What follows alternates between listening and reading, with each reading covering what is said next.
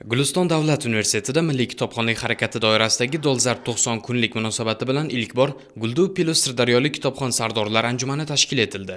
Tadbir ko'tarinki ruhda boshlandi. Viloyatning barcha hududlaridan tashrif buyurgan eng faol va kitobxon yoshlar universitet jamoasi tomonidan tantanali ravishda kutib olindi.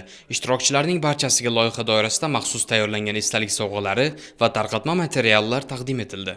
Uchrashuv shunchaki bayramona tadbir bo'lib qolmay, yoshlar uchun chinakam tajriba maktabiga aylandi. Universitetning axborot resurslar markazida universitet prorektorlari ishtirokida tashkil etilgan seminar treninglarda yosh kitobxonlar bilan to'g'ridan-to'g'ri muloqot yo'lga qo'yildi.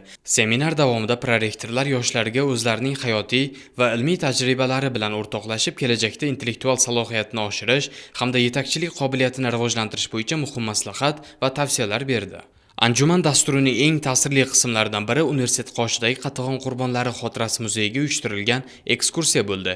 Ishtirokchilar muzey ichiga kirib, u yerdagi nodir eksponatlar hamda tarixiy hujjatlar bilan yaqindan tanishdilar. Bu sayohat yoshlarda vatan tarixiga bo'lgan hurmat va milliy o'zlikni anglash tuyg'usini yanada kuchaytirdi. Universitetimizda Milliy kitobxonlik harakati doirasida dolzarb 90 kunlik munosabati bilan Guldu Pilus Sirdaryolik kitobxon sardorlar anjumani ko'tarinki kayfiyatda bo'lib o'tdi. Bu yerga tashrif buyurishgan sardorlar avvalo universitetimizning axborot resurs markazida bo'lib, u yerda prorektorlarimizga maxsus seminar treninglar ularga tashkil etildi.